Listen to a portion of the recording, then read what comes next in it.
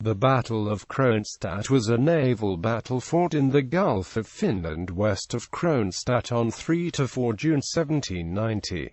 The Swedish naval forces sought to engage the Kronstadt squadron of Russian fleet and defeat them both to prevent Russian squadrons from joining together and also to open the sea route to Kronstadt and Saint Petersburg. Background: Swedish open sea fleet under Duke Charles of Södermanland had failed to inflict defeat to a considerably smaller Russian naval squadron located, instead suffering losses in the action at Reval, and chose to withdraw to Gotland on 25 May 1790 to wait for further instructions. On 29 May King Gustav III ordered the open sea fleet to sail towards Kronstadt in order to protect the coastal fleet's flank. Meanwhile, coastal fleets had managed to maul the Russian coastal units at Frederikshamn, making it possible for the coastal fleet to continue towards the eastern Gulf of Finland.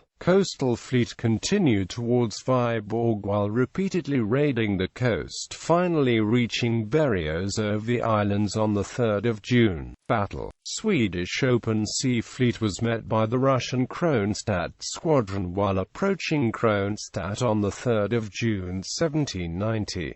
The engagement between the two roughly equal-strength fleets lasted for 4 hours without success on either side. Swedish coastal fleet sorted ships to support the open sea fleet, but by the time they reached the open sea fleet, battle had already ended for the day, and since the small coastal vessels were unable to keep up with open sea fleet, they had to withdraw back to Berezovy Islands. Several more clashes were fought between the fleets during the day. Fighting started again on 4 June with even less results than on the previous day. Admiral Kurz apparently had no intention to actually engage the Swedish fleet, only to delay them long enough for the other Russian naval squadrons to reach them. Duke Charles became aware of Russian squadrons approaching from the west and withdrew to northwest, with Kurz following close behind, and already on 6